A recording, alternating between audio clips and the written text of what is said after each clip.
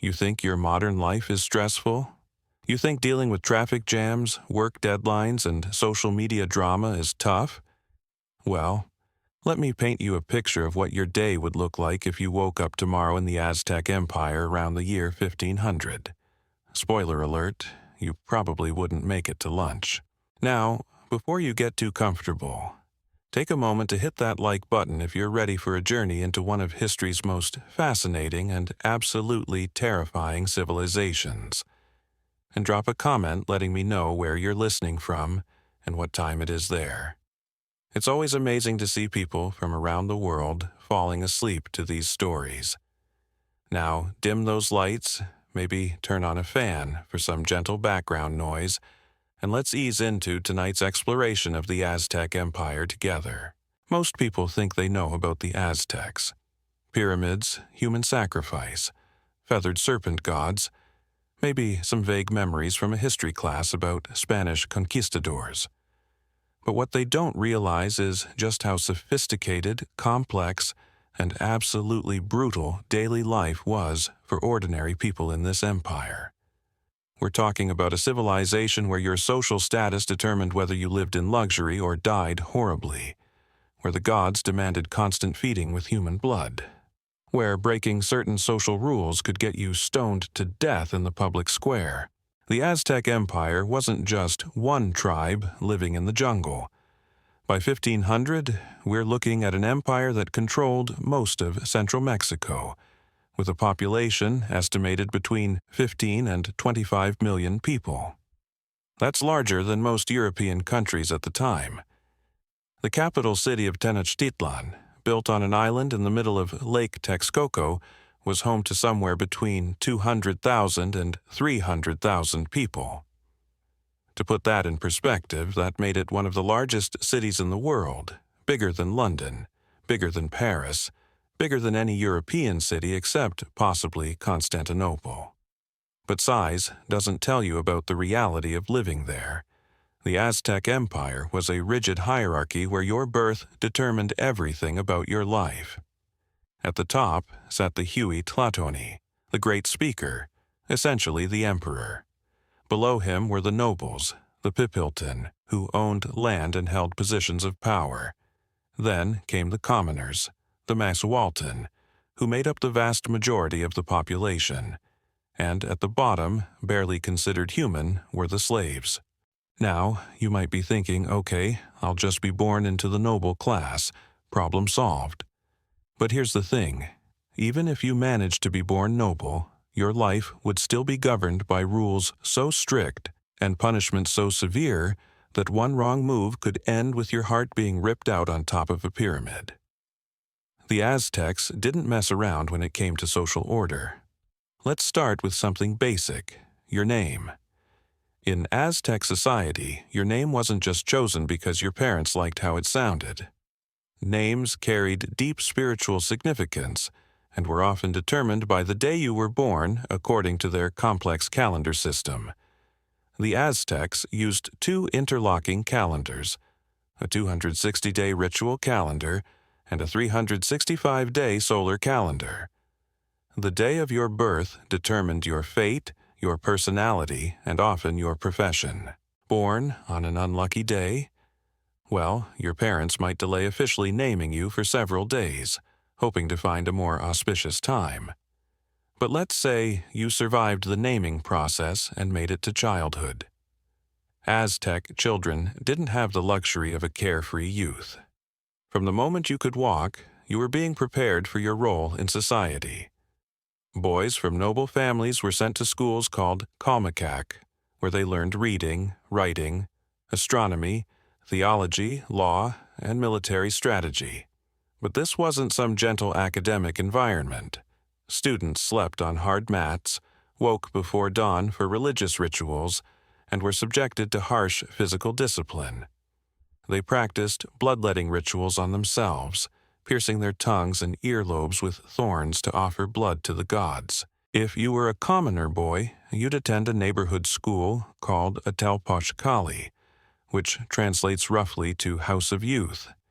Here, you'd learn the basics of warfare, crafts, and agriculture. But don't think this was any easier. Physical punishment was common and severe. Teachers could beat students with sticks, make them inhale chili smoke as punishment, or force them to hold burning copal incense until their hands blistered. Girls had their own educational path, though it was more limited. Noble girls might attend schools attached to temples where they learned religious duties, weaving and cooking. Common girls typically learned these skills at home from their mothers. But here's what's terrifying, regardless of your gender or social class. From childhood, you were taught that your highest honor would be to die for the gods or the empire. Let's talk about daily life in Tenochtitlan. First, forget everything you think you know about ancient cities being primitive. Tenochtitlan was an engineering marvel that would impress modern urban planners. The city was built on a series of artificial islands connected by causeways and canals. Fresh water was brought in through a sophisticated aqueduct system. The streets were laid out in an organized grid pattern. There were public toilets, and human waste was collected and sold as fertilizer to farmers on the mainland. But here's where your modern sensibilities would get you killed. The city had very strict cleanliness laws. You couldn't just throw trash wherever you wanted. Littering was a serious offense that could result in heavy fines or corporal punishment. You couldn't relieve yourself anywhere except designated areas. Being caught urinating in public could result in being stoned to death. And speaking of death, let's address the elephant in the room. Human sacrifice wasn't some rare, special occasion event in the Aztec Empire. It was a daily reality woven into the very fabric of society. The Aztecs believed that the gods had sacrificed themselves to create the world and humans, so it was humanity's duty to repay this debt with blood. Every day, priests would sacrifice people to ensure the sun would rise, the rains would come, and the world would continue to exist. The scale of this sacrifice is almost incomprehensible. During the dedication of the Great Temple in Tenochtitlan in 1487, historical accounts suggest that over 20,000 prisoners were sacrificed over the course of 4 days. The blood flowed down the temple steps in rivers. The stench of death hung over the city for weeks. But it wasn't just prisoners of war who were sacrificed. Children were sacrificed to the rain god Tlaloc. The more the children cried, the more the gods were pleased, as tears were seen as a good omen for rain. Priests would sometimes torture children to make them cry more. Young men and women were sacrificed to various gods throughout the year. During certain festivals, people would volunteer to be sacrificed, seeing it as the highest honor and a guarantee of a blessed afterlife. Now, you might think, okay, I'll just keep my head down and avoid getting sacrificed. But here's the problem. In Aztec society, you couldn't just mind your own business.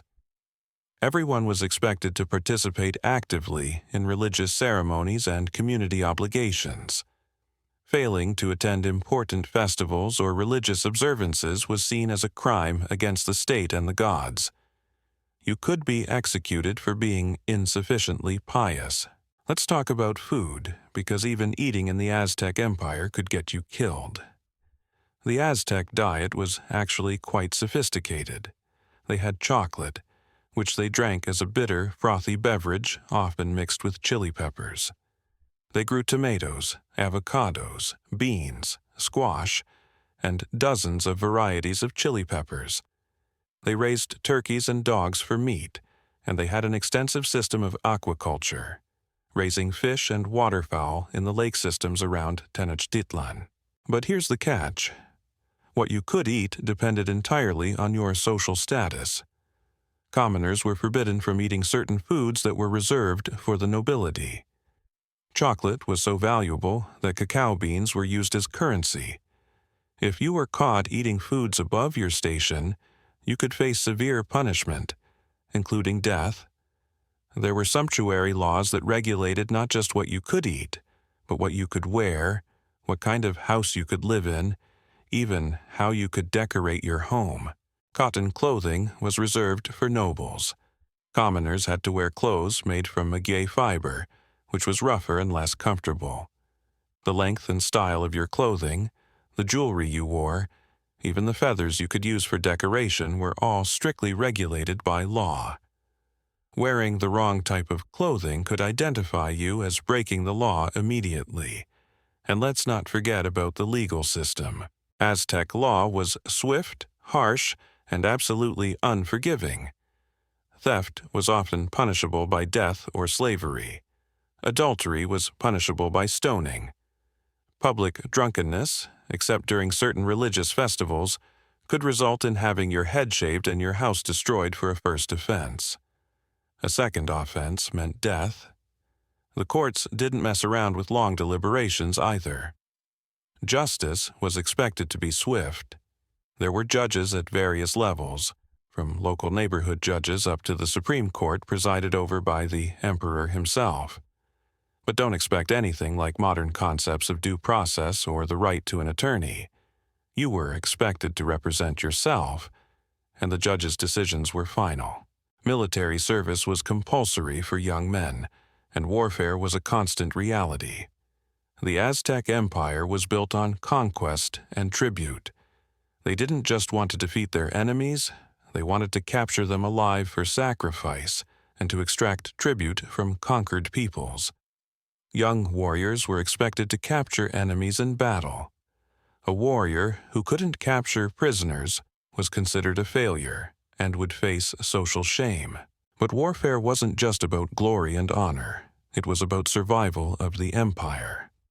The Aztecs believed that the god of war, Huitzilopochtli, needed constant nourishment in the form of human hearts to continue his daily battle against the forces of darkness. Without warfare to provide prisoners for sacrifice, the world would literally end.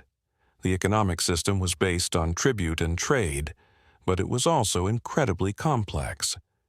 Markets in Tenochtitlan were massive affairs where you could buy everything from exotic feathers from the tropical lowlands to obsidian blades sharper than modern steel. But these weren't free markets as we understand them. Prices were regulated, quality was strictly controlled, and cheating customers could result in immediate execution in the marketplace. Professional merchants, called pochteca, traveled throughout the empire and beyond, but they weren't just traders. They were also spies and diplomats. Being a merchant was dangerous work. You might be killed by hostile tribes, robbed by bandits, or executed by your own government if you were suspected of trading with enemies. The housing situation in Tenochtitlan would shock modern people. The city was incredibly densely populated. Most commoners lived in single-room adobe houses with their entire extended family. Privacy was virtually non-existent. Multiple generations shared the same small space.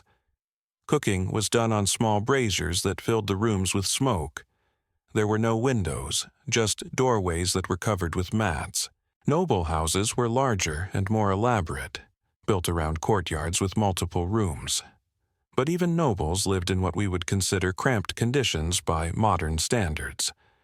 And remember, even the largest houses had no running water, no electricity, no glass windows, no chimneys for the smoke to escape. Sanitation was actually better than in many European cities of the time. The Aztecs had public bathhouses and steam baths called temazcali. Personal hygiene was important, and people bathed regularly.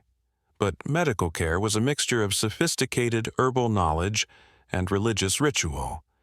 Illness was often seen as punishment from the gods or the result of sorcery. Disease was a constant threat, and not just because of poor medical understanding. The population density of Tenochtitlan meant that diseases could spread rapidly through the city. And when the Spanish arrived with Old World diseases like smallpox, typhus, and measles, the results were catastrophic. The indigenous population had no immunity to these diseases, and mortality rates were staggering. But let's get back to your hypothetical day in the Aztec Empire, because we haven't even covered the most dangerous aspects of daily life yet. The religious calendar that governed every aspect of Aztec society wasn't just about when to plant crops or hold festivals. It determined lucky and unlucky days for everything you might want to do. Want to get married? Better consult the priests about the calendar first. Planning to start a business venture? The day you choose could mean the difference between success and catastrophic failure. Even something as simple as cutting your hair had to be done on the right day, or you risked bringing bad luck upon yourself and your family. The Aztec calendar system was incredibly complex, involving multiple interlocking cycles that created a web of spiritual significance around every single day. There were 260-day ritual cycles, 365-day solar cycles, and longer cycles that lasted decades. Each day had its own patron deity, its own energy, its own potential for good or evil. The priests who interpreted these calendars wielded enormous power over people's daily decisions. Let's say you wake up on a day that the calendar declares to be unlucky for travel. You're a merchant who needs to get your goods to market, but the priests have said this is a bad day for journeys. Do you risk angering the gods by traveling anyway? Do you lose money by staying home? Either choice could have devastating consequences. This wasn't just superstition to the Aztecs. It was the fundamental operating system of their reality. Now, let's talk about marriage, because even finding love in the Aztec Empire was fraught with danger. Marriages were typically arranged by families, and the negotiations could take months. But once you were married, the expectations placed on you were enormous. Aztec marriage wasn't just a personal relationship. It was a social contract that involved extended families, neighborhood communities, and even the state. Women were expected to produce children quickly and frequently, but pregnancy and childbirth in the Aztec world were incredibly dangerous. There were no hospitals, no trained doctors in the modern sense, no understanding of sanitation during delivery. Many women died in childbirth, and infant mortality was staggeringly high. But here's what made it even worse. If a woman died in childbirth, she was considered to have died a warrior's death, and would join the sun god in the afterlife. This meant that dying in childbirth was actually seen as honorable, which probably didn't provide much comfort to women facing pregnancy. The gender roles in Aztec society were strictly defined and brutally enforced. Men were expected to be warriors, farmers, craftsmen, or priests. Women were expected to manage households, raise children, weave textiles, and support their husbands' careers. But these weren't just social expectations, they were legal requirements. A man who failed to fulfill his role as a provider could face legal consequences. A woman who neglected her household duties could be divorced and left destitute. Education for women was limited but intensive. Girls learned complex weaving techniques, food preparation, household management, and religious observances. But they also learned that their value was largely determined by their ability to serve others. The concept of individual fulfillment or personal ambition, especially for women, was virtually non-existent. Let's talk about crime and punishment in more detail, because the Aztec legal system was designed to terrify people into compliance. Theft, even of small items, was often punishable by slavery or death. But what constituted theft was much broader than you might expect. Taking fruit from a tree that wasn't yours, even if you were starving, could result in severe punishment. Picking up something valuable that you found on the ground without attempting to find the owner could be considered theft. The punishment for adultery was particularly brutal. Both parties could be stoned to death in public. But the definition of adultery was complex and often unfair. A married woman who had any kind of relationship with another man could be killed, but men could have multiple wives and relationships with unmarried women without legal consequences. The double standard was baked into the legal system. Public drunkenness was another serious crime. The Aztecs had alcoholic beverages made from fermented agave plants, but drinking was heavily regulated. Only certain people were allowed to drink during specific religious ceremonies. Anyone else caught drunk in public faced severe punishment. For nobles, being drunk in public was seen as especially shameful because they were supposed to set an example for commoners. But here's something that would really shock modern people. Lying was considered one of the worst possible crimes. The Aztecs placed enormous value on truth-telling and trustworthiness. Being caught in a lie, especially in a legal proceeding or business transaction, could result in immediate execution. Merchants who misrepresented their goods could be killed on the spot in the marketplace. The military aspect of Aztec society wasn't just about conquest and glory. It was about survival in a world where neighboring city-states and empires were constantly at war. Young men weren't just encouraged to become warriors. They were required to prove themselves in battle. A young man who reached adulthood without capturing an enemy prisoner in warfare was considered a failure and faced social ostracism. But warfare in the Aztec world wasn't like modern combat. The goal wasn't necessarily to kill your enemies, but to capture them alive for sacrifice. This made battles incredibly complex and dangerous. Warriors had to get close enough to their enemies to subdue them without killing them, all while avoiding being captured themselves.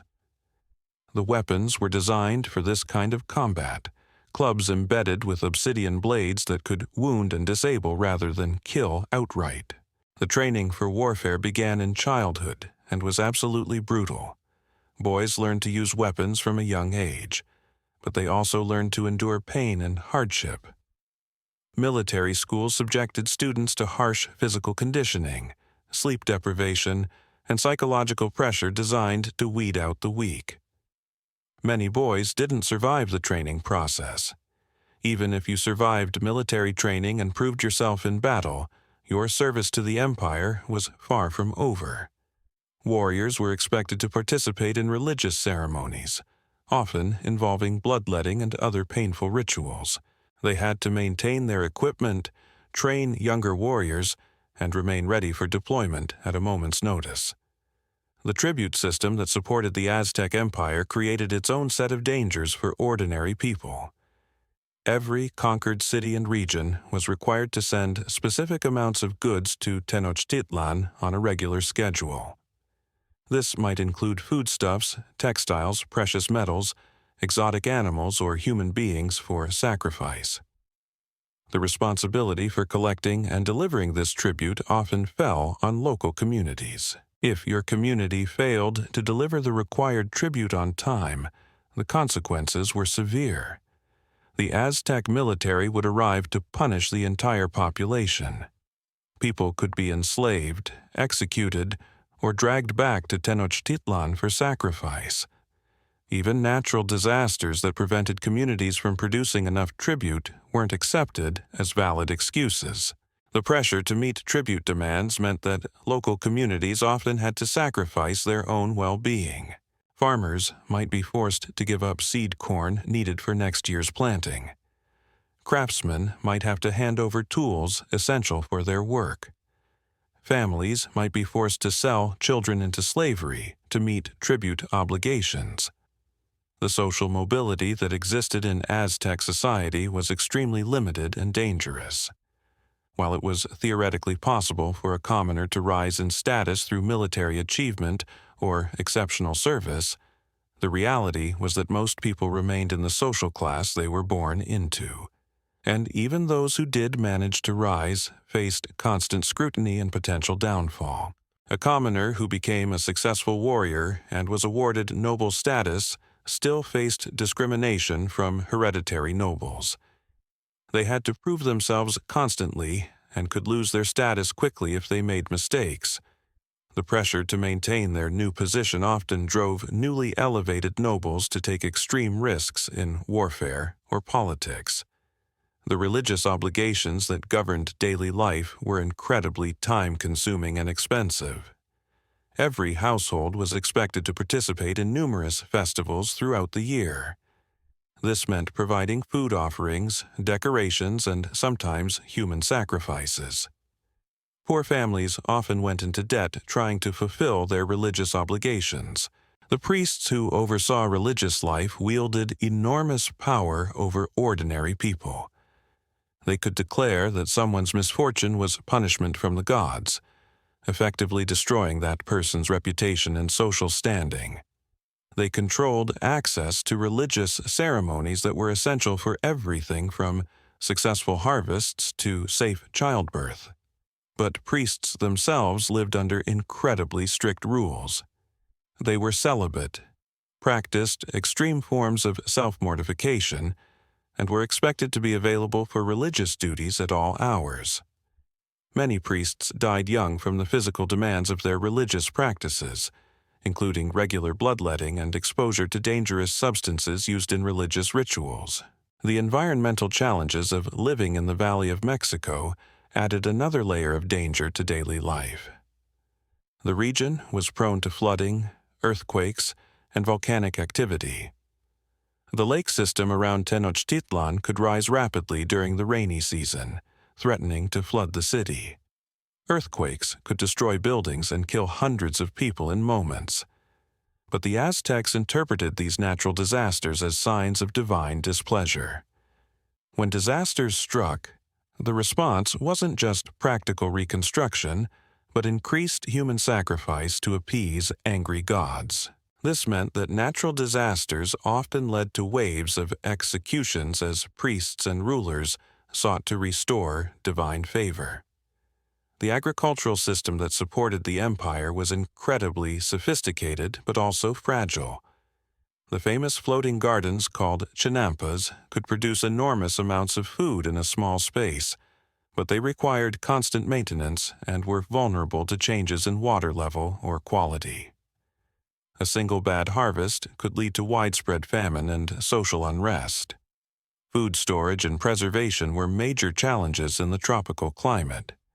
Without refrigeration or advanced preservation techniques, food spoiled quickly.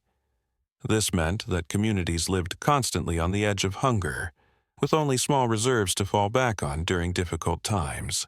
The trade networks that connected different parts of the empire were essential for survival, but also dangerous to navigate. Merchants faced threats from bandits, hostile communities, and dangerous wildlife. But they also faced strict regulations about what they could trade and with whom. Trading with enemies of the empire could be considered treason, punishable by death. The specialized crafts that supported Aztec society required years of training and access to rare materials. Feather workers, goldsmiths, and stone carvers created the luxury goods that displayed the empire's wealth and power. But these craftsmen lived under constant pressure to produce perfect work. A single mistake on an important commission could result in execution. The urban planning of Tenochtitlan, while impressive, also created unique dangers. The narrow causeways that connected the island city to the mainland could become death traps during emergencies. If the city came under attack, or if panic spread through the population, thousands of people could be trapped with no way to escape. The canal system that allowed goods to move efficiently through the city also created health hazards. Human and animal waste, industrial runoff from craft workshops, and organic matter from the markets all ended up in the water. Disease could spread rapidly through contaminated water sources. Even the magnificent architecture of the Aztec capital posed constant dangers. The massive stone pyramids and temples required regular maintenance to prevent collapse. Workers who built and maintained these structures faced death from falls, crushing injuries, and exposure to dangerous materials like mercury used in religious ceremonies.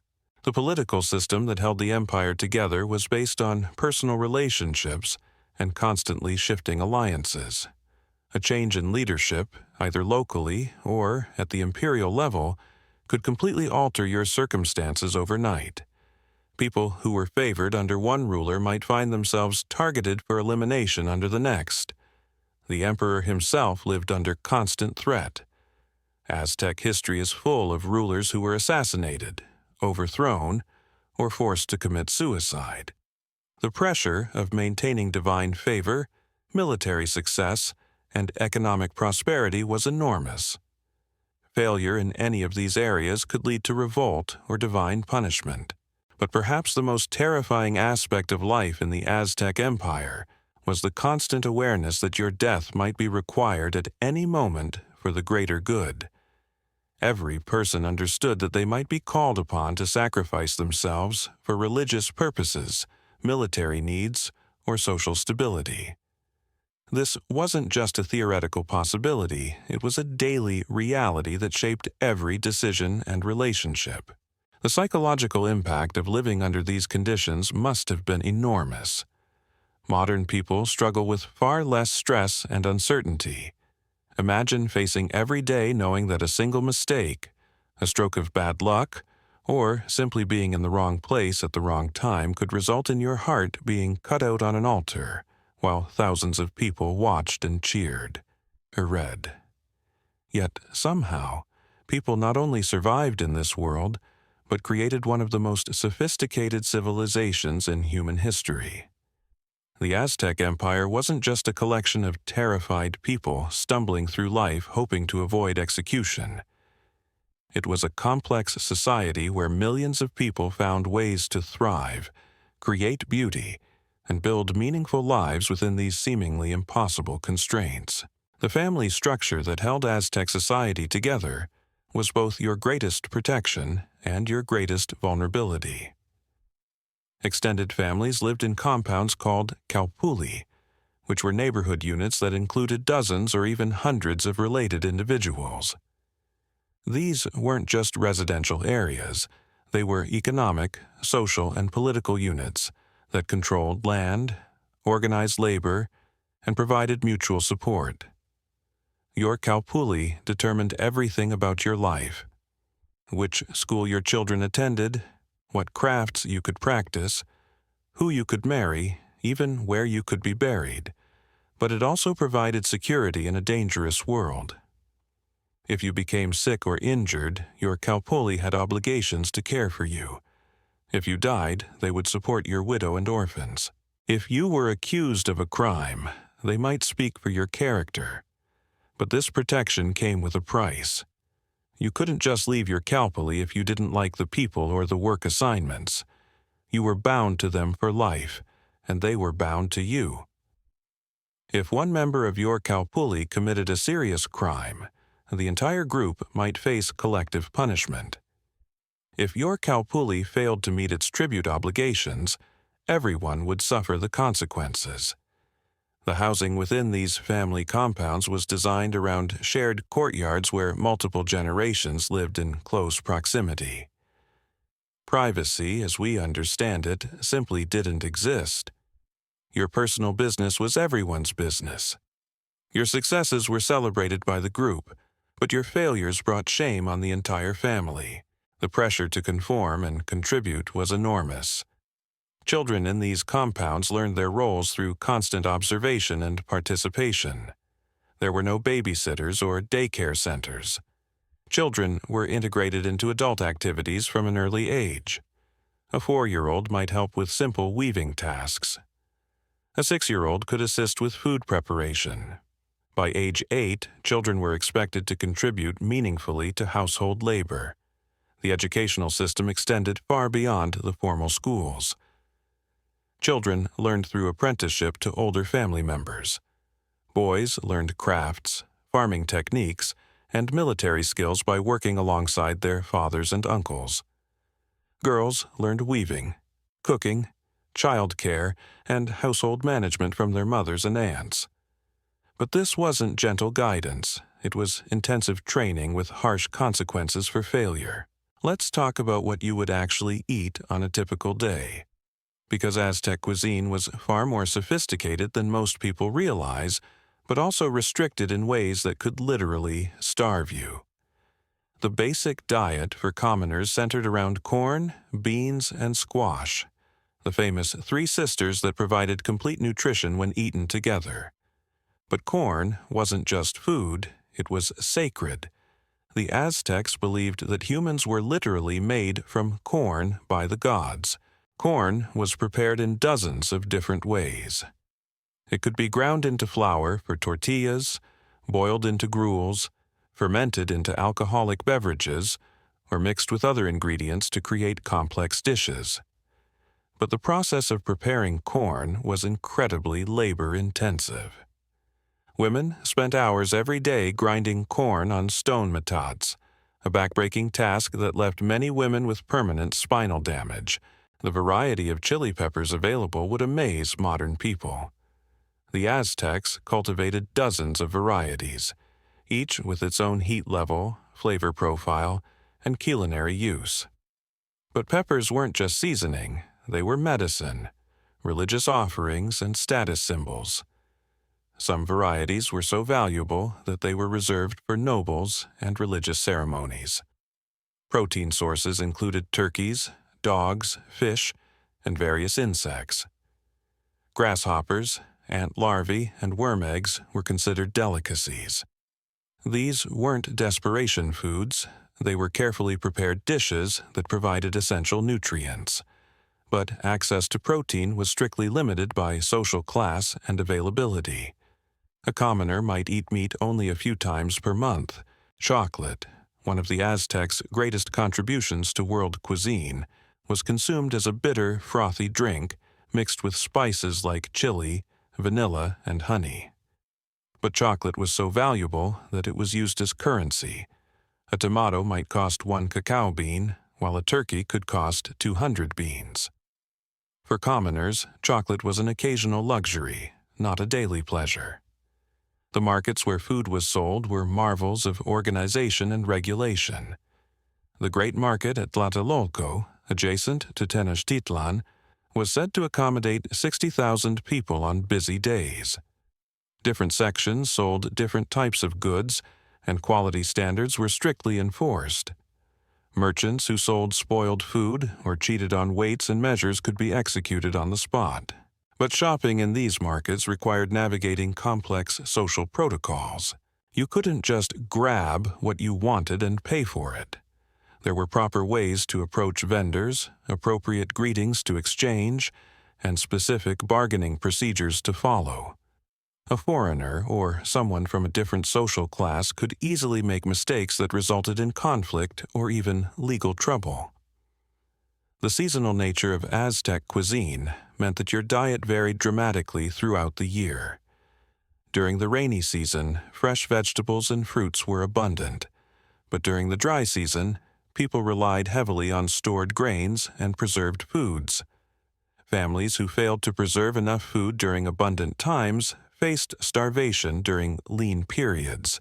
Food preparation was a communal activity that reinforced social bonds, but also created opportunities for conflict. Women gathered to grind corn, prepare masa, and cook large meals for festivals and ceremonies. These gatherings were important social events where news was shared, marriages arranged, and disputes resolved. But they were also places where social hierarchies were reinforced and jealousies could develop. The religious significance of food added another layer of complexity to every meal. Certain foods were offered to gods before humans could eat them. Others were forbidden during religious fasting periods. Some dishes could only be prepared by people with specific ritual qualifications. Eating the wrong thing at the wrong time could be considered a religious offense. Water, something we take completely for granted, was a precious resource that required careful management. The fresh water that supplied Tenochtitlan came from springs on the mainland through an elaborate aqueduct system. But this water was reserved for drinking and cooking. Washing and other uses relied on the brackish lake water that surrounded the city. The maintenance of the water system was a constant concern that involved the entire population. Everyone had obligations to help repair aqueducts, clean canals, and maintain the dikes that controlled water levels around the city. Failure to participate in these communal labor projects could result in fines or punishment. Personal hygiene practices were actually quite advanced compared to many other cultures of the time. The Aztecs valued cleanliness and bathed regularly in the lake or in specially constructed bathhouses. They had soap made from plant roots and used various herbs for cleaning teeth and freshening breath. But these hygiene practices were also regulated by social customs and religious requirements. The clothing that defined your social status was made from fibers that had to be processed through incredibly labor-intensive methods. Cotton for noble clothing was grown in specific regions and required careful cultivation. The process of turning cotton plants into thread involved harvesting, cleaning, carding, and spinning that could take weeks for a single garment. Maguey fiber clothing worn by commoners required even more complex processing. The maguey plant had to be harvested at the right time, the fibers extracted through a process of beating and scraping, then cleaned and prepared for weaving. The final cloth was rougher than cotton but more durable and better suited to hard physical labor. The dyes used to color textiles came from sources that would surprise modern people. The most valuable red dye came from cochineal insects that lived on cactus plants. Purple dyes came from certain mollusks found along the coast.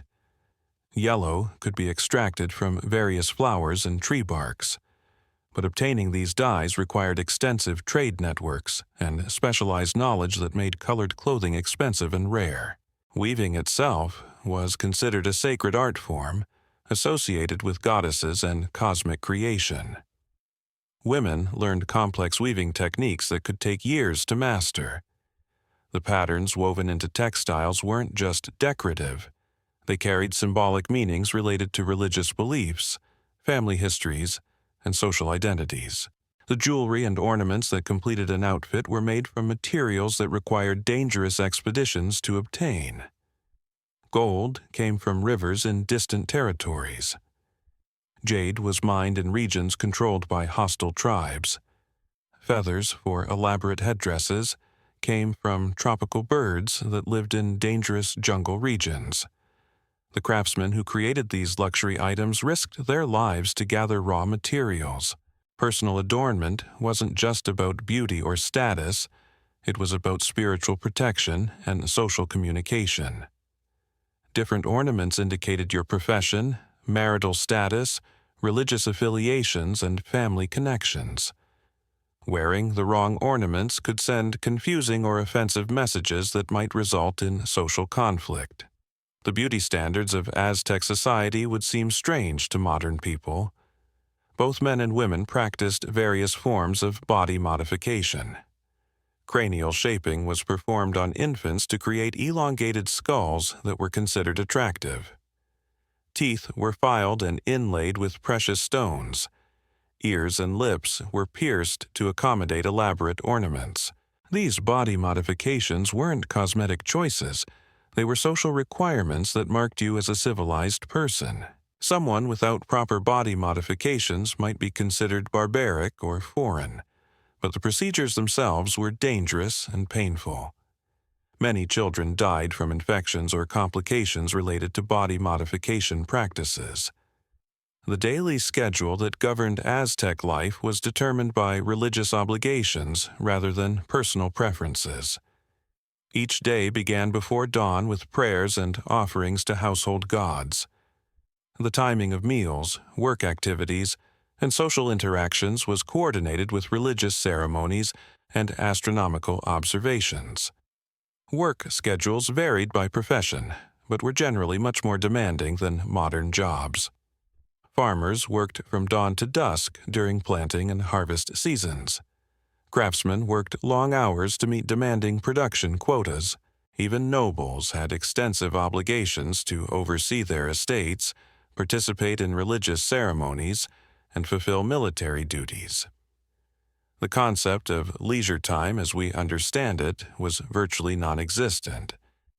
What modern people might consider entertainment was usually connected to religious observances or community obligations. Festivals provided opportunities for music, dancing, and games, but these were serious religious events rather than casual entertainment. The games and sports that provided recreation were often training for more serious activities. The famous ball game, Tlachtli, wasn't just entertainment. It was a ritual that reenacted cosmic struggles between gods. Players who lost important games could face execution, making even recreational activities potentially deadly. Music and poetry were highly valued art forms that required years of training to master. Professional musicians and poets held respected positions in society, but they were also expected to perform at religious ceremonies where mistakes could have serious consequences. A musician who played incorrectly during an important ritual might be blamed if the ceremony failed to achieve its intended results. The artistic traditions that made Aztec culture so rich were also sources of constant pressure and competition. Sculptors, painters, and craftsmen competed for royal patronage and religious commissions. Success could bring wealth and status, but failure could result in loss of livelihood or worse. The architecture that surrounded daily life was designed to reinforce social hierarchies and religious beliefs. The massive pyramids and temples that dominated the cityscape weren't just impressive buildings, they were constant reminders of the power of gods and rulers. Their scale was intended to make individual humans feel small and insignificant. Even ordinary residential buildings reflected social stratification. The size, materials, and decoration of houses were regulated by law. A commoner couldn't build a house that was too large or too elaborate, regardless of their wealth. Architecture itself was a form of social control that made status differences visible to everyone. The transportation system that connected different parts of the empire was sophisticated but dangerous. Canoes provided efficient movement through the lake system around Tenochtitlan. Well-maintained roads connected distant provinces to the capital, but travel outside your local area required official permission and could expose you to bandits, hostile communities, or dangerous wildlife. Professional merchants who traveled long distances were organized into guilds that provided protection and support, but they also served as spies and diplomats for the imperial government. A merchant's primary loyalty was supposed to be to the empire rather than personal profit. Those who put business interests ahead of political obligations could face severe punishment. The communication system that held the empire together relied on human runners who carried messages along established routes. These runners, called chasquis, were trained athletes who could cover enormous distances quickly. But the job was dangerous and demanding. Runners faced risks from weather, wildlife, bandits, and the physical demands of their work. The legal system that governed daily life was based on precedent and royal decree rather than written laws that ordinary people could study. This meant that you could unknowingly violate regulations that you had never heard of. Ignorance of the law was never accepted as a valid excuse for violations. The judicial system operated through a hierarchy of courts that could determine your fate in a matter of minutes. Local neighborhood judges handled minor disputes and infractions. They had the authority to order floggings, impose fines, or sentence people to slavery for relatively minor offenses. But serious crimes were referred to higher courts where the punishments became increasingly severe. The appeals process that might save your life in a modern legal system simply didn't exist. Once a judge made a decision, it was final and immediate. There were no lawyers to represent you, no time to gather evidence in your defense, no opportunity to present witnesses on your behalf. You stood alone before judges who had absolute authority over your life and death. The concept of proportional punishment was completely foreign to Aztec law. Stealing a few ears of corn from a field could result in the same death sentence as murdering someone. The severity of punishment was intended to deter crime through fear rather than to provide justice proportional to the offense. The legal system was designed to maintain social order through terror. Court proceedings were conducted in formal ritual language that many common people couldn't understand. Legal terminology was complex and archaic, filled with religious references and ceremonial phrases. If you couldn't speak properly in court, your inability to communicate effectively could be interpreted as guilt or disrespect. The judges themselves were often priests or nobles who had limited understanding of the daily realities faced by common people. They interpreted laws through the lens of their own privileged experiences. A noble judge might have little sympathy for a commoner who stole food to feed hungry children, seeing only the violation of property rights rather than the desperation that motivated the crime. Evidence in Aztec courts was often limited to eyewitness testimony and confessions. Physical evidence was rarely considered, and there was no understanding of forensic investigation. This meant that crimes without witnesses were nearly impossible to prosecute, while false accusations by convincing liars could easily result in wrongful executions.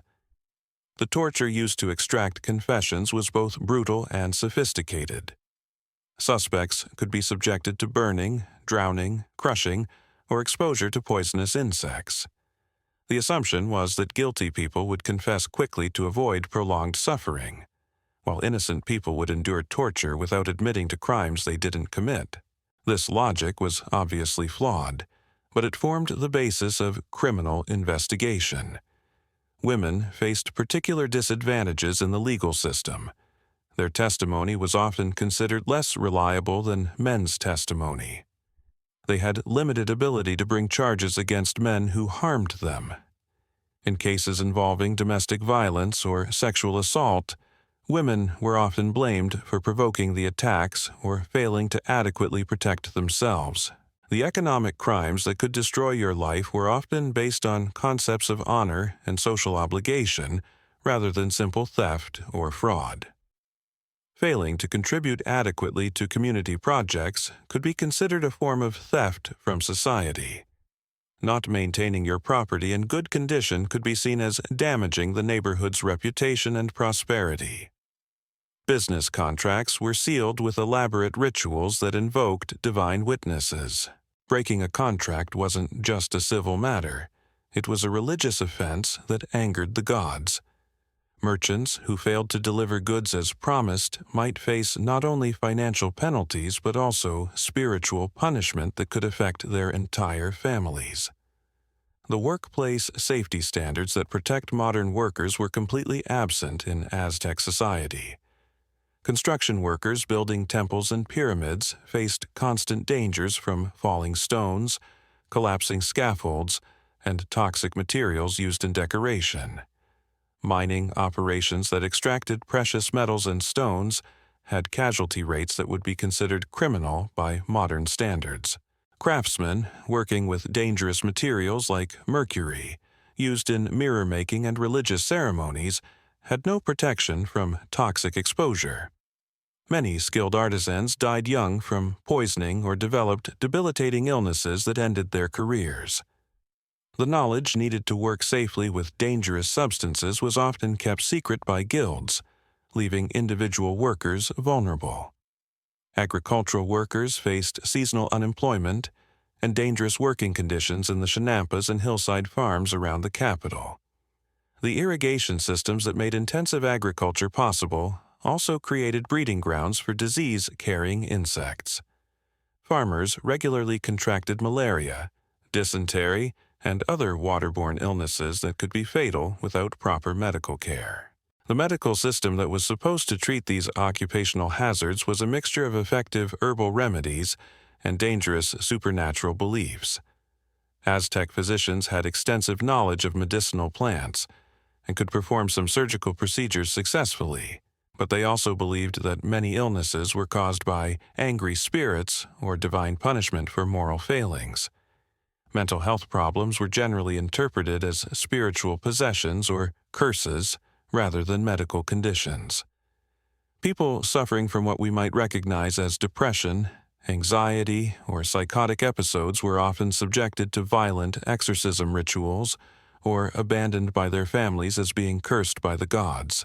The pharmaceutical knowledge that Aztec healers possessed was actually quite advanced in some areas. They used willow bark for pain relief, digitalis for heart problems, and various hallucinogenic plants for treating psychological disorders.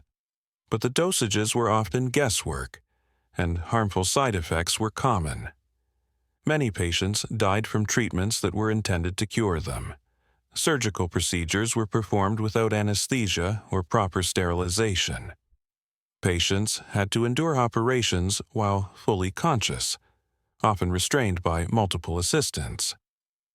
The mortality rate from surgical infections was enormous, but successful operations were considered miraculous interventions by the gods rather than medical skill. The dental care available to Aztec people was limited to basic tooth extraction and decorative modification. Tooth decay was common due to the high carbohydrate diet based on corn and other starchy foods. The pain from dental problems could be excruciating and persistent, but there were few effective treatments beyond pulling infected teeth with crude tools. Pregnancy and childbirth remained among the most dangerous experiences a woman could face. Despite having skilled midwives and effective herbal remedies for some complications, the maternal mortality rate was staggering. Women who survived multiple pregnancies were considered blessed by the gods, while those who died were honored as warriors who had fallen in battle. Childhood diseases claimed enormous numbers of young lives.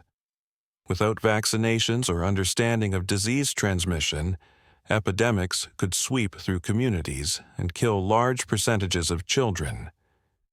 Parents expected to lose several children before reaching adulthood, and often delayed forming strong emotional attachments until children proved they could survive their early years. The elderly faced particular challenges in a society that valued physical strength and productivity.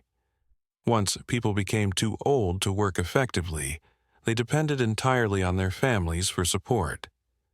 Elderly people without children or whose children had died often faced abandonment and starvation. The concept of social care for aging citizens was limited to what individual families could provide. Disability was often interpreted as divine punishment or a sign of spiritual contamination. People born with physical deformities or those who became disabled through injury or illness faced social ostracism and limited opportunities for meaningful participation in community life. Some disabled individuals were cared for by religious institutions, but many were left to survive as beggars or outcasts. The environmental health hazards of living in Tenochtitlan would shock modern people. The air quality was poor due to smoke from thousands of cooking fires, craft workshops, and religious ceremonies. The water quality varied dramatically depending on your location and social status.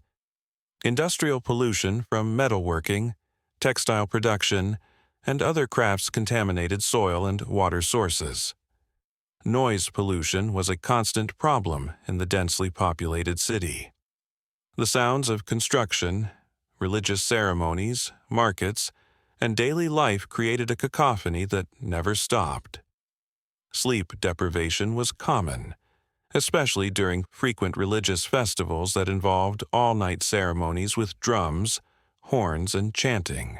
The waste management system that handled human and industrial refuse was more sophisticated than in many European cities of the time, but it still created health hazards. Human waste was collected and sold as fertilizer, but the collection and transport processes exposed workers and neighborhoods to dangerous pathogens. Animal waste from thousands of dogs, turkeys, and other domestic animals accumulated in residential areas. Food contamination was a persistent threat due to limited preservation techniques and poor understanding of bacterial growth. Meat spoiled quickly in the tropical climate. Stored grains were vulnerable to insect infestation and fungal contamination. Water used for cooking and drinking could become contaminated with harmful microorganisms that caused deadly intestinal diseases. The social stress created by living under constant surveillance and regulation took its own toll on physical and mental health. Everyone was expected to conform to rigid behavioral standards, and participate in community activities regardless of their personal inclinations or health status.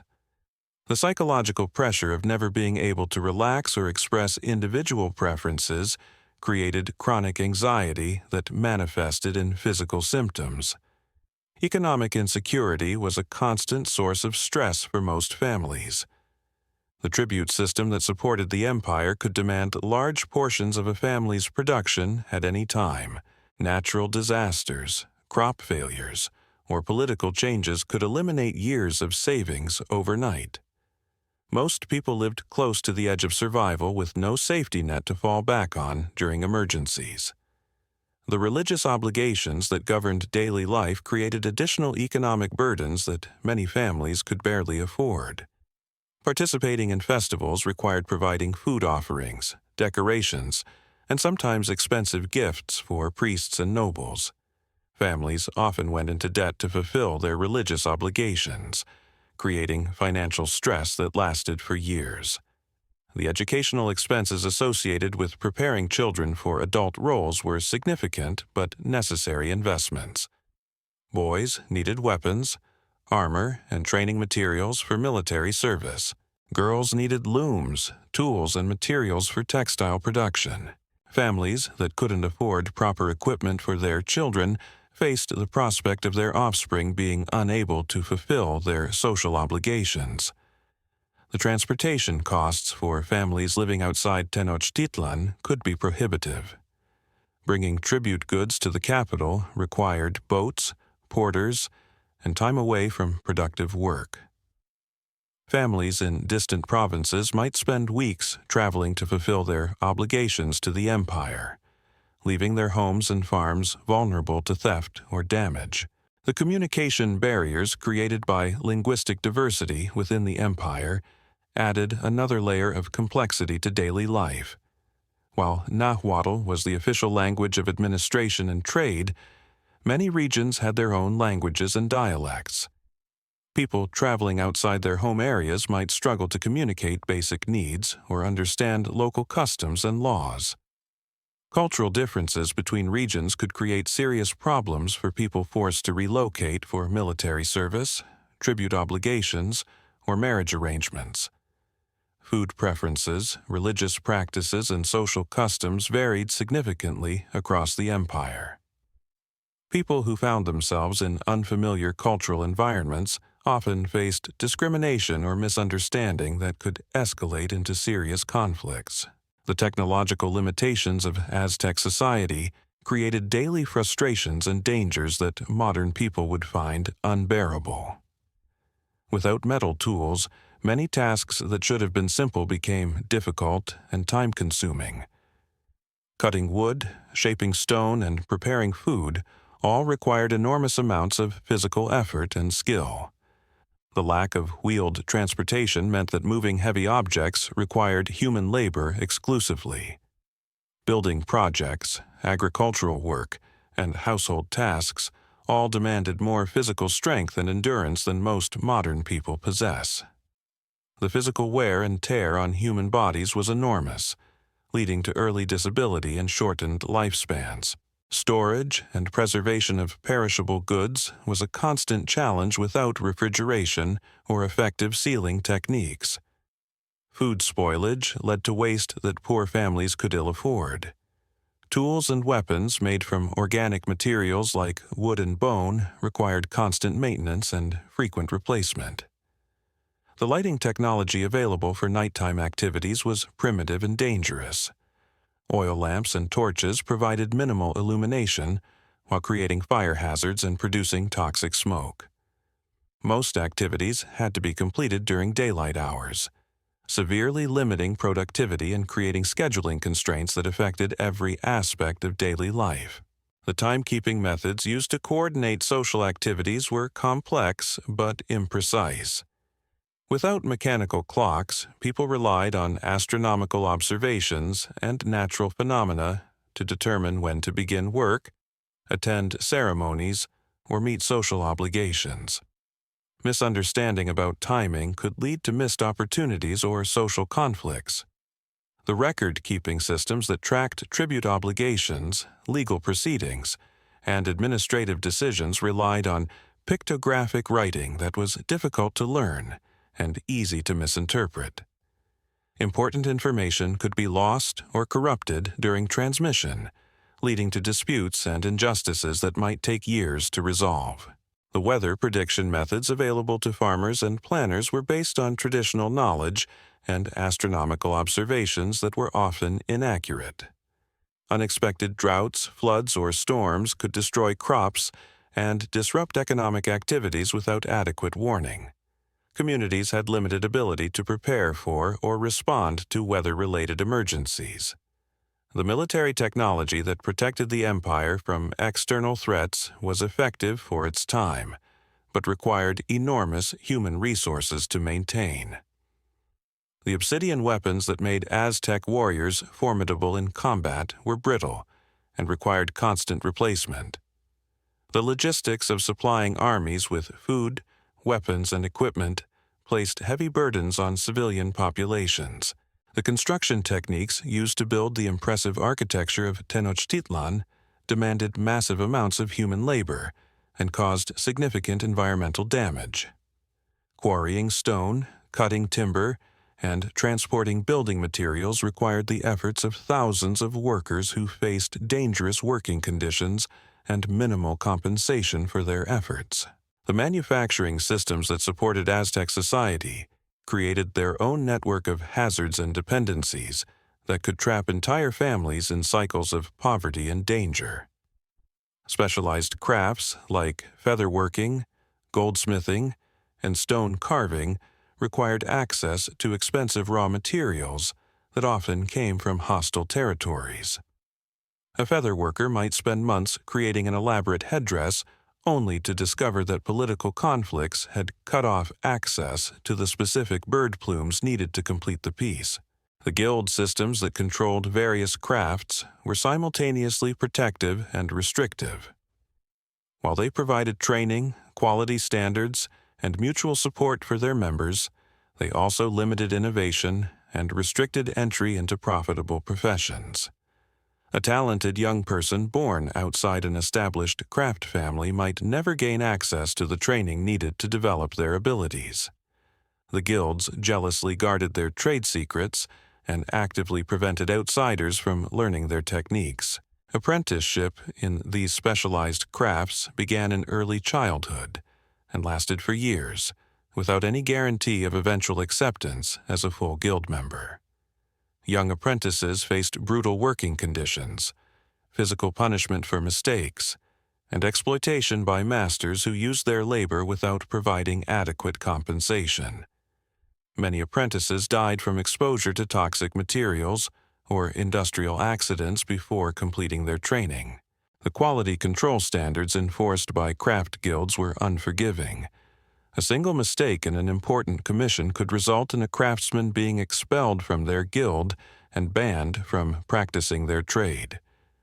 Without the protection and certification of a guild, skilled artisans became unemployable and often faced destitution despite years of training and experience. The seasonal nature of many crafts created periods of unemployment that could last for months. Builders couldn't work effectively during the rainy season. Agricultural tool makers faced reduced demand during certain times of year.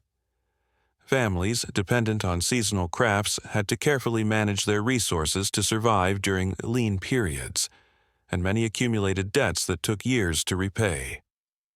The international trade networks that supplied exotic materials for luxury crafts were vulnerable to political disruptions and natural disasters. A war in a distant region could cut off access to specific types of jade or rare feathers for years.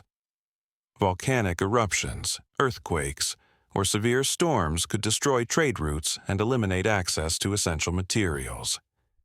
Craftsmen, who specialized in working with imported materials, lived under constant uncertainty about their future ability to practice their trades.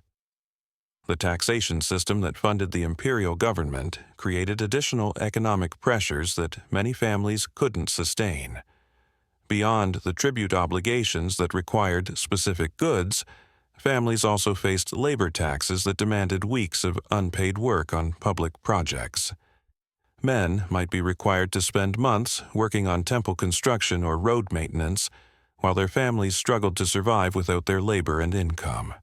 Women faced their own forms of taxation through mandatory textile production quotas. Every household was expected to produce specific amounts of cloth for tribute purposes, regardless of other obligations or circumstances. Women who couldn't meet these quotas faced fines or punishment that could devastate their families economically. The time spent on tribute weaving reduced the time available for producing textiles that could be sold or traded for family necessities. The corvée labor system that maintained the empire's infrastructure demanded participation from every able-bodied adult, regardless of their other responsibilities or skills. A skilled goldsmith might be required to spend weeks hauling stones for pyramid construction, leaving his workshop idle and his customers waiting. The economic inefficiency of this system was enormous, but participation wasn't optional. The military service obligations that every young man faced created additional economic hardships for families. Sons who were called away for campaigns couldn't contribute to family agricultural or craft production. Families often had to hire replacement workers or leave essential tasks undone while their men fulfilled their military obligations. The equipment needed for military service, including weapons, armor, and supplies, represented major expenses that many families struggled to afford. The marriage customs that governed family formation created significant economic obligations that could burden families for years. Wedding ceremonies required elaborate feasts, expensive gifts, and ritual offerings that might cost more than a family's annual income. The dowries and bride prices negotiated during marriage arrangements could transfer substantial wealth between families, but they could also create debts that lasted for generations. The inheritance laws that determined how property passed between generations favored eldest sons and often left younger children with minimal resources. Daughters typically received only personal possessions and basic household goods when they married. Younger sons might inherit small plots of land or shares in family businesses that weren't sufficient to support independent households. This created pressure for extended families to remain together, even when interpersonal conflicts made cohabitation difficult. The debt slavery system that emerged from economic pressures trapped many families in cycles of servitude that could last for generations. A family that couldn't meet its tribute obligations might be forced to sell children into slavery to raise the necessary resources. Parents who fell behind on debts could be enslaved along with their entire household. Even temporary economic setbacks could trigger a cascade of consequences that permanently altered a family's social status. The credit systems that allowed families to borrow against future harvests or craft production were predatory and often resulted in permanent indebtedness. Moneylenders charged enormous interest rates and used violence to collect payments. Borrowers who couldn't repay loans on schedule might face seizure of their property, enslavement of family members, or physical punishment that could include mutilation or death. The market regulations that controlled prices and quality also restricted economic opportunities for ordinary people. Vendors needed official permission to sell goods in established markets. The locations where specific products could be sold were strictly regulated. Even the times of day when certain transactions could occur were controlled by government officials. These restrictions made it difficult for enterprising individuals to improve their economic circumstances through trade. The currency system based on cacao beans created its own vulnerabilities and opportunities for fraud. Counterfeit beans made from clay or other materials could be mixed with genuine currency, cheating unsuspecting merchants and customers. The value of cacao fluctuated based on harvest conditions in distant tropical regions, creating economic uncertainty for everyone who used beans as currency. large transactions required careful counting and verification of thousands of individual beans, making commerce slow and cumbersome. The banking and lending institutions that existed in Aztec society were informal and unreliable. Without legal protections for depositors or borrowers, financial agreements depended entirely on personal relationships and reputation. A banker who died or fled could leave depositors with no recourse for recovering their savings. Borrowers might face demands for immediate repayment if their lenders died or face their own financial emergencies. The insurance systems that might protect families from catastrophic losses simply didn't exist. A fire that destroyed a workshop, a flood that ruined stored goods, or theft of valuable property could eliminate years of savings without any possibility of compensation. Families had to rely entirely on their own resources and community support to recover from disasters. The retirement planning options available to aging workers were extremely limited. Most people expected to work until they died or became physically incapable of continuing. Elderly individuals without family support faced destitution and starvation. The concept of saving money for old age was meaningless for people who struggled to meet their daily expenses throughout their working years. The healthcare costs associated with illness or injury could bankrupt families quickly. Healers charged fees for their services, medicines were expensive, and extended illnesses could prevent family members from working for months. Families often faced impossible choices between seeking medical care and maintaining their economic stability. The educational investments needed to prepare children for successful adult lives required significant financial sacrifices. Parents might go without food to pay for their children's training materials or school fees. The opportunity costs of keeping children in school, instead of having them contribute to family labor and income, were substantial for poor families. The social obligations that maintained community cohesion also created financial burdens that many families found overwhelming. Participating in religious festivals, contributing to community projects, and maintaining reciprocal relationships with neighbors required constant expenditures of time, labor, and resources that families could ill afford. The political corruption that affected government administration created additional costs for ordinary citizens who needed official services. Bribes were often necessary to obtain permits, resolve legal disputes, or gain access to public resources. Families that couldn't afford to pay bribes found themselves excluded from opportunities and vulnerable to official harassment. The environmental degradation caused by intensive agriculture and urban development created long-term economic problems that affected entire regions. Deforestation reduced the availability of building materials and fuel. Soil erosion decreased agricultural productivity. Water pollution affected fishing and transportation. These environmental costs were borne primarily by poor communities that lacked the resources to adapt or relocate.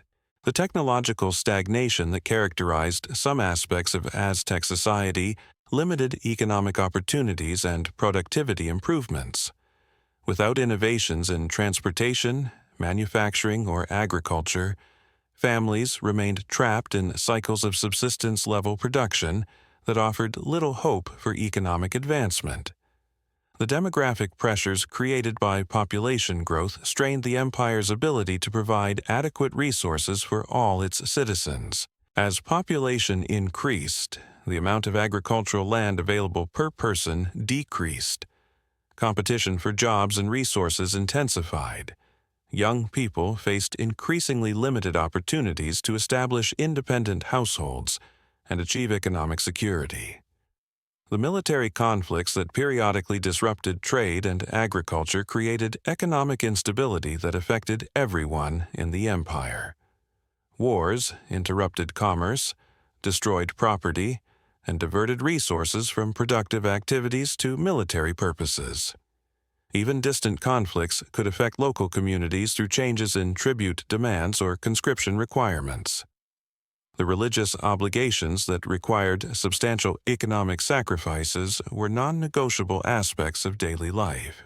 Families had to contribute to temple construction, provide offerings for ceremonies, and support the large priestly class that administered religious activities.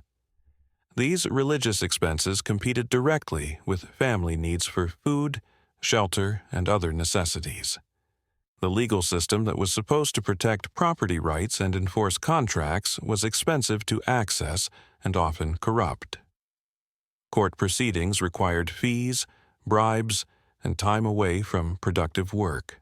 Poor families often couldn't afford to pursue legal remedies for wrongs committed against them, leaving them vulnerable to exploitation by more powerful individuals. Albeit, the transportation infrastructure that connected different parts of the empire required constant maintenance that was funded through local taxes and labor obligations. Communities located along major trade routes faced higher tax burdens to support the roads and bridges that facilitated commerce. The benefits of improved transportation often flowed to wealthy merchants, while the costs were borne by poor communities. The information systems that disseminated news and government decisions were slow and unreliable. Important information about policy changes, market conditions, or political developments might take weeks to reach distant communities. This information lag created opportunities for exploitation by those with better access to current information while disadvantaging isolated communities. The cultural expectations that governed consumption and display of wealth created pressure for families to spend beyond their means on status symbols and ceremonial obligations. A family's reputation and social standing depended partly on their ability to participate appropriately in community events and maintain certain standards of dress and behavior. These social pressures often forced families to choose between economic prudence and social acceptance. The geographic constraints that limited where people could live and work created artificial scarcities that drove up costs for housing and agricultural land. The island location of Tenochtitlan meant that all building materials had to be transported across water. Agricultural land around the capital was limited and highly valuable. These geographic factors created economic bottlenecks that affected everyone's cost of living. The seasonal variations in food availability and prices created boom and bust cycles that were difficult for ordinary families to navigate. Harvest seasons brought temporary abundance and lower prices, but storage limitations meant that much of this abundance was lost before it could be consumed. Lean seasons brought high prices and food shortages that particularly affected poor families who couldn't afford to stockpile supplies. The craft specialization that made Aztec society so sophisticated also created economic vulnerabilities. Communities that specialized in producing specific goods for trade became dependent on external markets for their survival. Political disruptions or changes in demand could eliminate the market for specialized products, leaving entire communities without viable economic alternatives.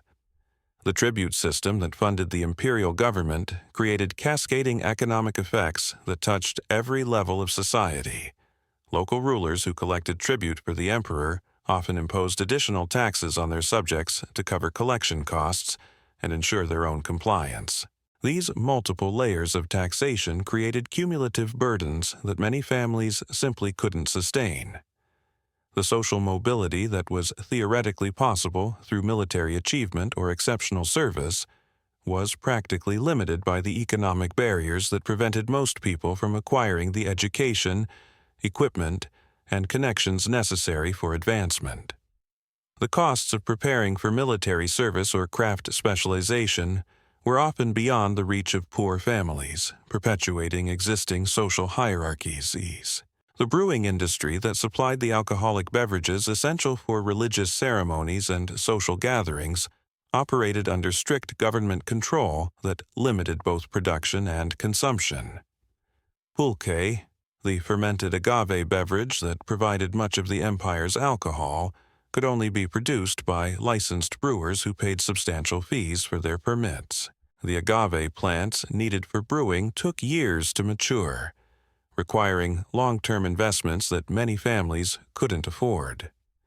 Unauthorized brewing was punishable by death, making it impossible for ordinary families to supplement their income through alcohol production. The distribution networks that moved pulque from rural production areas to urban consumers were tightly regulated and heavily taxed. Transporters needed special permits and faced frequent inspections that could result in confiscation of their entire cargo for minor violations. The markup between production costs and retail prices was enormous, but most of the profit went to government officials and licensed distributors, rather than the farmers who grew the agave. Consumption of alcoholic beverages was restricted to specific occasions and age groups, with severe penalties for violations. Young people caught drinking outside of approved ceremonies faced physical punishment and social disgrace. Adults who consumed alcohol during prohibited periods could be enslaved or executed. Even during permitted drinking occasions, the amount consumed was monitored and excessive intoxication was treated as a serious crime. The medical properties attributed to various alcoholic preparations created additional complications for both producers and consumers. Certain types of pulque were considered medicinal and could only be prescribed by authorized healers for specific conditions. Using these therapeutic beverages inappropriately was considered both a medical and religious offense. The boundaries between recreational drinking, religious ceremony, and medical treatment were complex and constantly shifting, creating numerous opportunities for inadvertent violations. The entertainment industry that provided music, dancing, and theatrical performances for religious festivals operated under similar restrictions and dangers. Professional entertainers were organized into guilds that controlled training, performance standards, and access to lucrative ceremonial contracts. Musicians who performed sacred songs incorrectly during important ceremonies could face execution for offending the gods. Dancers who missed steps or displayed inappropriate emotional expressions during ritual performances might be blamed for any subsequent misfortunes that befell the community. The training required to become a professional entertainer began in early childhood and involved years of rigorous practice under harsh masters. Students learned not only technical skills, but also the complex religious and social meanings behind different performances. A single mistake during training could result in expulsion from the program and permanent exclusion from professional entertainment careers. The performance schedules that governed entertainment activities were determined by religious calendars rather than audience preferences or performer availability. Entertainers might be required to perform during unfavorable weather conditions, when they were ill, or during personal family crises. Missing a scheduled performance was considered a betrayal of sacred obligations that could result in severe punishment for both the individual performer and their entire guild. The audience behavior expected during ceremonial performances was strictly regulated and closely monitored. Spectators who showed inappropriate reactions, fell asleep during long ceremonies, or failed to demonstrate proper reverence could face immediate punishment. The pressure to maintain appropriate demeanor during hours-long religious performances was enormous, especially for children and elderly people who struggled with physical discomfort. The costume and prop requirements for ceremonial performances involved expensive materials that performing groups had to acquire and maintain at their own expense. Feathered costumes required rare plumes that might cost more than a family's annual income. Musical instruments needed constant repair and replacement due to the effects of weather and intensive use. Performance groups often went into debt acquiring the materials needed for important ceremonies. The rehearsal obligations that prepared performers for major festivals could last for months and required participants to remain in ritual seclusion. During these preparation periods, performers couldn't engage in normal economic activities or fulfill family responsibilities. Their households had to survive without their labor and income while also providing food and support for the performers during their extended training periods. The competitive nature of entertainment guild rivalries created additional pressures, and dangers for individual performers. Groups competed fiercely for prestigious performance contracts that could establish their reputations and secure future opportunities. Sabotage of rival groups' equipment, costumes, or performances was common and could escalate into violence that destroyed careers and endangered lives. The religious significance attributed to entertainment performances meant that any technical failures or accidents during ceremonies were interpreted as supernatural omens. A broken drum during a rain ceremony might be blamed for subsequent drought. A collapsed stage during a harvest festival could be seen as predicting crop failures. Performers faced the constant anxiety that technical problems beyond their control might be attributed to their spiritual inadequacy or divine displeasure. The travel requirements for entertainment groups performing at festivals in distant communities created logistical challenges and security risks. Transporting costumes, instruments, and personnel across potentially hostile territories required extensive planning and protection. Performance groups might spend weeks traveling to reach distant venues, during which they were vulnerable to bandits, weather, and political conflicts. The seasonal nature of major festivals created boom and bust cycles for entertainment professionals. Certain times of year brought intensive performance schedules with substantial income opportunities, while other periods offered little work and minimal compensation. Managing household finances during these fluctuating income cycles required careful planning that many performer families struggled to achieve. So, there you have it. The Aztec Empire in all its brutal, sophisticated, terrifying glory. From the moment you opened your eyes until the second you closed them, assuming you survived that long, every breath was governed by rules that could kill you, gods that demanded blood, and a social system that made modern stress look like a gentle massage. You wouldn't last a day because, frankly, most Aztecs didn't either. Sweet dreams. And remember to appreciate that alarm clock tomorrow morning. It's a lot friendlier than a human sacrifice.